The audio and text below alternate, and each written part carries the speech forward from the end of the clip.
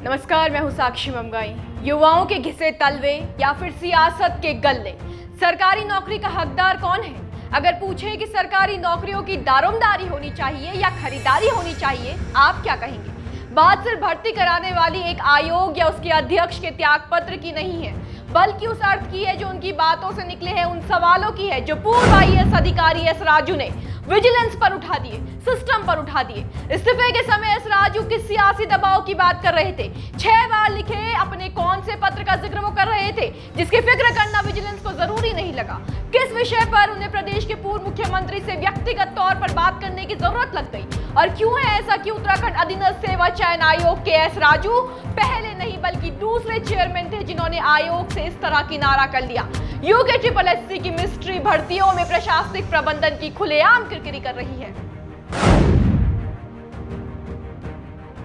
शुक्रवार को उत्तराखंड अधीनस्थ सेवा चयन आयोग यानी यूके SSSC के अध्यक्ष एस राजू ने अपने पद से इस्तीफा दे दिया। यूके SSSC वही आयोग है जिसने दिसंबर 2021 में 916 पदों के लिए ग्रेजुएट लेवल की परीक्षा आयोजित की थी। बाद में 916 में से करीब 854 पदों वाली भर्तियों में गड़बड़ी की बात कही गई। एसटीएफ ने जांच की तो इस परीक्षा में पेपर लीक का खुलासा हुआ, जिसके बाद अब तक 13 आरोपियों की गिरफ्तारी हो चुकी है। पूरे मामले में परीक्षा आयोजित कराने वाला उत्तराखंड अधीनस्थ सेवा चयन आयोग सवालों के कटघरे में खड़ा हो गया और अब विवादों के बीच आयोग के अध्यक्ष ने ही नैतिकता के आधार पर इस्तीफा दे दिया है। कहानियां खत्म नहीं होती बल्कि यहाँ से शुरू होती है। इस्तीफा देने के साथ साथ एस राजू ने परीक्षाओं में माफियाओं के दखल और रिश्तेदारों की सरकारी भर्तियों के लिए लगने वाली सियासी अक्ल की बात भी कह डाली। पूर्व आईएएस अधिकारी एस राजू पद छोड़ते समय अगर भावुक थे तो उनके कहे एक एक लफ्ज सिस्टम पर चाबुक थे। उनका कहना कि उनका कभी किसी नेता से संबंध नहीं रहा। सियासी लोग नियुक्ति को लेकर दबाव तो बनाते ही थे लेकिन कभी गलत काम नहीं किया। आप समझिए कि ये अकेली एक बात भर्ती प्रक्रिया की साख पर कितना बड़ा कुठाराघात थी। कितना बड़ा छल होगा प्रदेश के युवाओं के साथ अगर सिफारिशों की बारिशें उनके अथक प्रयास और अधिकार दोनों को ही यूं पीछे से धो डालती हो तो। पर किया क्या जाए? भर्ती माफियाओं पर जिन्हें शिकंजा कसना चाहिए, जिन्हें जड़ तक जाकर इस खरीद फरोख्त की जड़ को काटना चाहिए, वो तो एस राजू के मुताबिक 6 पत्र लिखने के बाद भी कार्यवाही के नाम पर सिर्फ मुकदमा ही दर्ज करते हैं, इसके अलावा कुछ नहीं। उनके हिसाब से तो यूके SSSC की मिस्ट्री में फेल प्रबंधन की हिस्ट्री भी मौजूद है। सही सुन रहे हैं आप, एक नहीं, दो नहीं, 6 लेटर की बात आयोग के अध्यक्ष एस राजू ने की। उनकी माने तो उत्तराखंड में 2016 में ग्राम पंचायत अधिकारी यानी VPTO भर्ती में OMR शीट से छेड़छाड़ की जांच फॉरेंसिक लैब को भेजी गई थी। लैब ने अपनी रिपोर्ट में स्पष्ट कर दिया था कि परीक्षा के बाद OMR शीट में छेड़छाड़ की गई थी। मामले की विजिलेंस जांच भी बैठाई गई लेकिन 6 साल में विजिलेंस ने कोई कार्रवाई नहीं की है।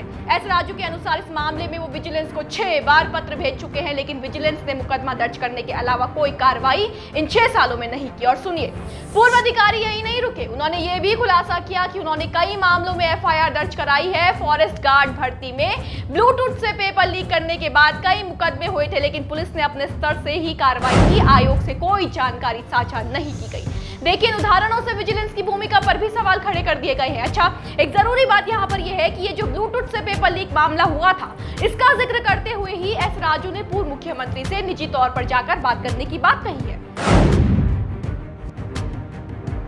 दरअसल बात यह है कि पेपर लीक खुलासे के बाद आयोग विवादों में इतना गहरा फंस गया कि जांच के साथ साथ आयोग को भंग करने की मांग उठने लगी। इस फरमाइश की पैरवी की थी उत्तराखंड के पूर्व मुख्यमंत्री ने त्रिवेंद्र रावत ने चिंता जताते हुए बयान दिया था कि इस प्रकार का अत्याचार नई पीढ़ी के साथ होता है तो सरकार को इस आयोग को भंग कर देने पर विचार करना चाहिए। अब पूर्व सीएम ने तो बात कह दी लेकिन अध्यक्ष एस राजू इससे आहत हो गए। उन्होंने इस मामले में भी शुक्रवार को अपने विचार रखे और बोले कि ब्लूटूथ से पेपर लीक का पटापेक्ष रखने पर जिस मुख्यमंत्री ने उनकी पीठ थपथपाई थी, आज ऐसा बयान देने से पहले उन्होंने एक बार भी आयोग का पक्ष जानने की कोशिश नहीं की। कहा कि वो व्यक्तिगत तौर पर उनसे इस संबंध में बात करेंगे। वैसे आपको एक अहम जानकारी ये भी दे दें कि एस राजू से पहले आयोग के जो अध्यक्ष थे उन्होंने भी पद से कुछ इसी तरह इस्तीफा दिया था। देखिए, उत्तराखंड में समूह स्तर की भर्ती पहले उत्तराखंड प्राविधिक शिक्षा परिषद, जिसे UBTR कहा जाता है, वो आयोजित करती थी। UBTR की कई भर्तियों पर संगीन आरोप लगे जिसके बाद एक स्वतंत्र आयोग के तौर पर 2014 में यूके SSSC का गठन हुआ। आयोग का अध्यक्ष तब रिटायर्ड आईएफएस अधिकारी आरबीएस रावत को बनाया गया था। अब हुआ ये कि 2016 में आयोजित वीपीडीओ भर्ती में बड़े पैमाने पर गोलमाल के आरोप लगे। उक्त परीक्षा निरस्त करनी पड़ी और आखिर में तत्कालीन अध्यक्ष आरबीएस रावत ने इसकी नैतिक जिम्मेदारी लेते हुए इस्तीफा दे दिया।